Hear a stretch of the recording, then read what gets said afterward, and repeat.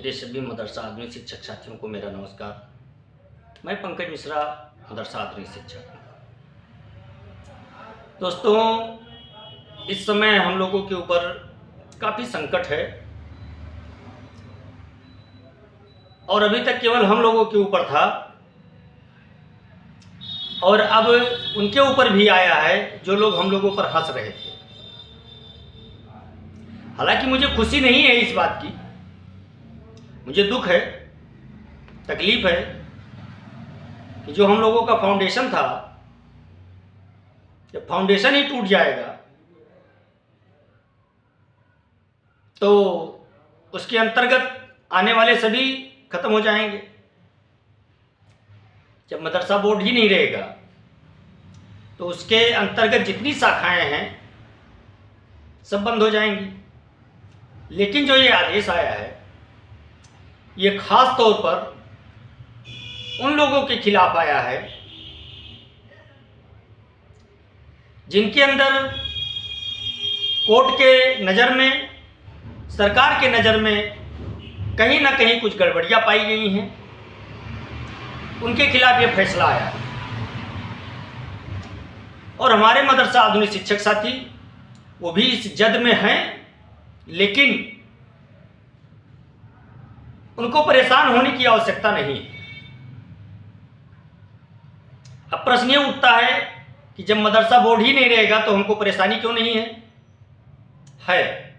हमको भी परेशानी है, हम तो बहुत पहले से परेशान हैं। और अब एक संकट और खड़ा हुआ है कि जब मदरसा बोर्ड जा रहा है, लेकिन हम लोगों को कोर्ट ने ये माना है कि मदरसा आधुनिक शिक्षक ही असली शिक्षक हैं और सरकार ने भी मदरसा आधुनिकीकरण के लिए हर संभव प्रयास करने का आश्वासन दिया है और देते आए हैं। किया नहीं है कि कर दिया हो, लेकिन आश्वासन दिया है और आज तक भी वही शब्द का प्रयोग करते आ रहे हैं। तो इसमें दो बातें उठ करके सामने आ रही हैं।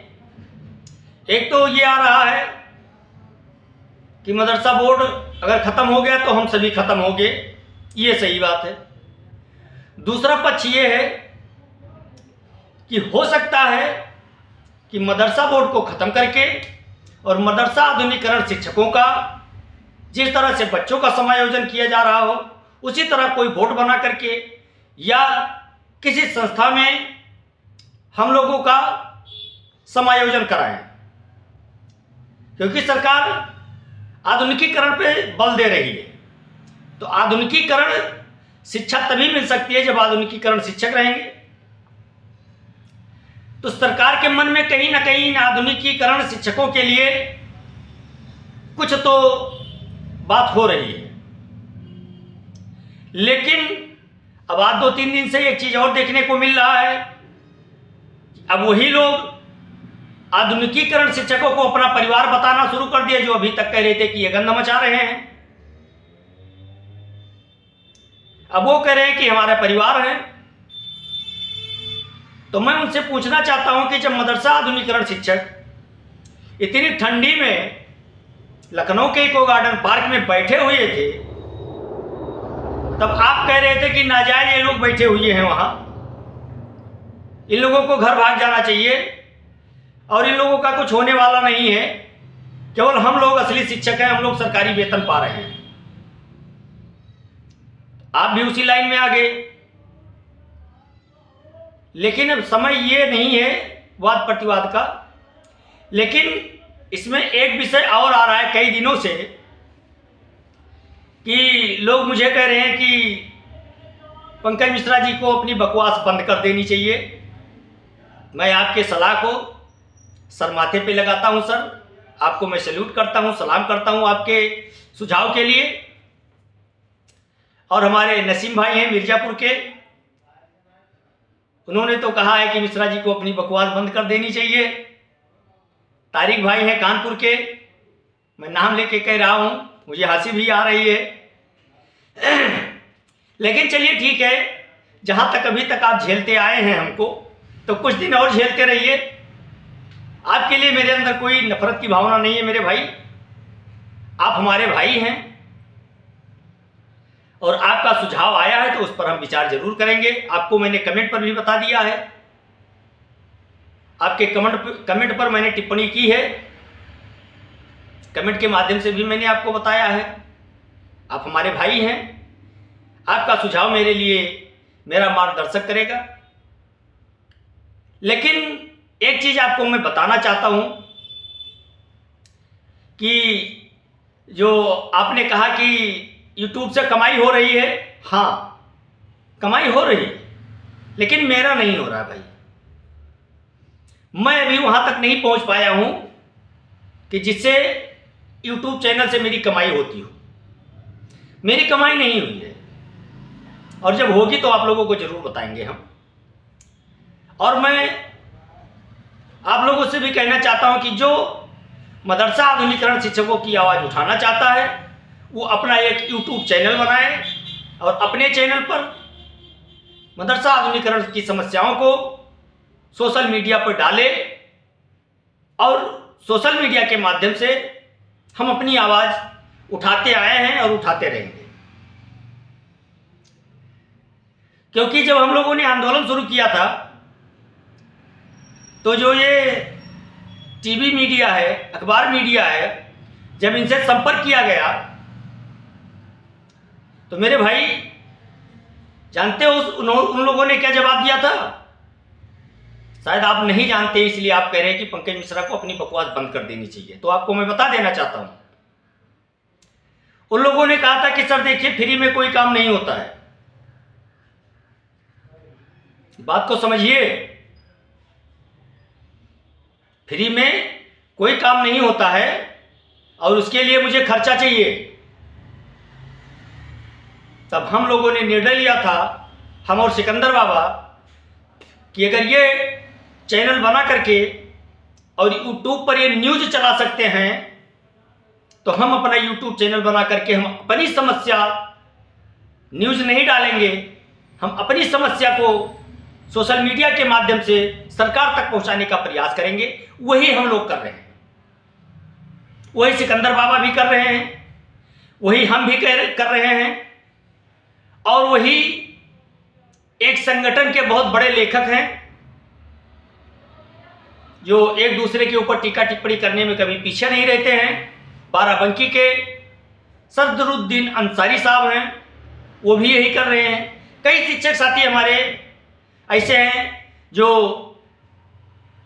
पत्रकार भी हैं किसी न किसी चैनल के, और वो सोशल मीडिया पर अपनी समस्याओं को भी उजागर करते हैं। तो मेरे भाई मैं बंद कर दूंगा ये सब। जिस दिन हम लोगों का कार्य हो जाएगा उस दिन मैं आपसे वादा करता हूं, मैं अपना YouTube चैनल आपको बता करके मैं तुरंत बंद कर दूंगा।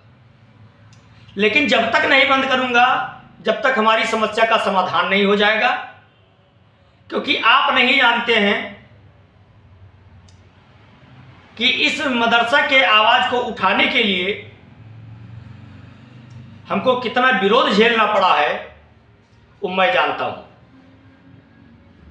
आप नहीं जान सकते हैं, आप तो केवल बैठ करके घर पे और कमेंट कर सकते हैं, आपको नहीं मालूम है और ना मैं आपको बताना उचित समझता हूं। बताया उससे जाता है जो बातों को, स्थिति को समझे। लेकिन वो मैं जानता हूं या मेरे और करीबी जानते हैं, जो मुझे जानने वाले हैं, वो जानते हैं कि मदरसे की आवाज़ को उठाने के लिए मैंने कितनी प्रताड़ना झेली है, मैंने कितना विरोध झेला है, मेरा कितना नुकसान हुआ है, वो मैं जानता हूं। मैं भी कोई कार्य कर सकता हूं और जितना मदरसे में मिलता है उससे ज़्यादा मैं कमा सकता हूं मेरे भाई। आप लोगों की दुआओं से, ईश्वर की कृपा से,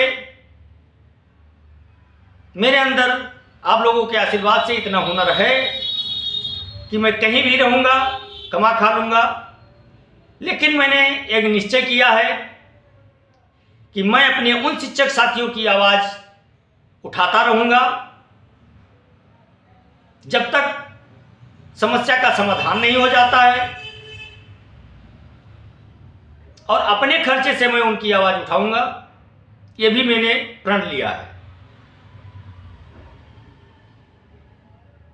और कुछ लोगों के कहने से इस प्रण को मैं तोड़ नहीं सकता हूं। 15,000 रुपए में नौकरी करने वाला, वो भी 6.5 साल से तनख्वाह न पाया हो, वो दूसरे के लिए क्यों प्रयास करेगा?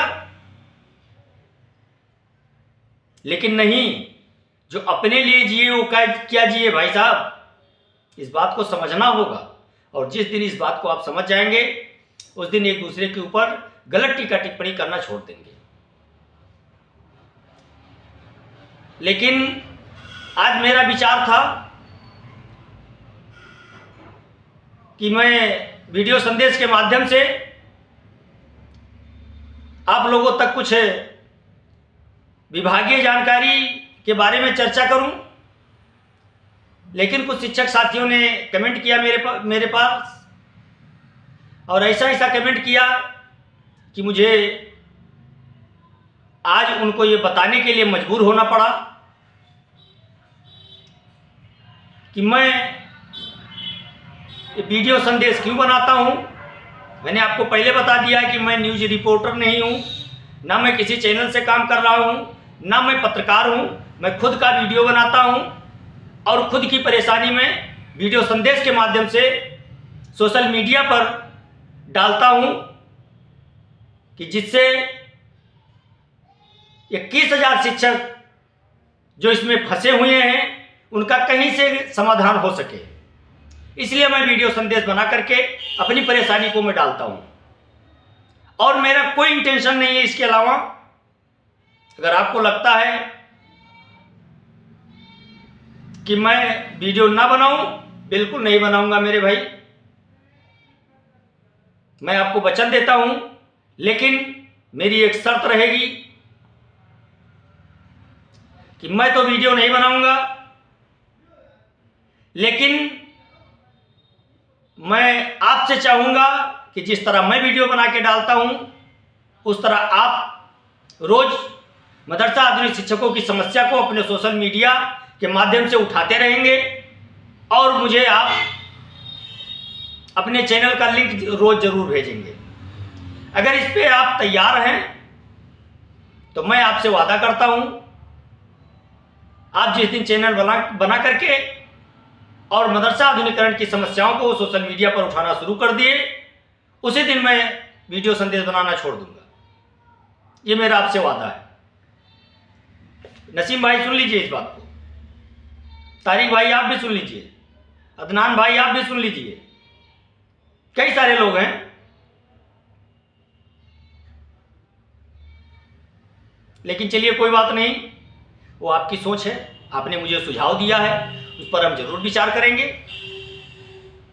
अब आज के लिए बस इतना ही रहने दीजिए तो अच्छा रहेगा सर, क्योंकि आज की टॉपिक चेंज हो गई है तो बीच में कोई दूसरी बात सम्मिलित करना अच्छा नहीं लगता है।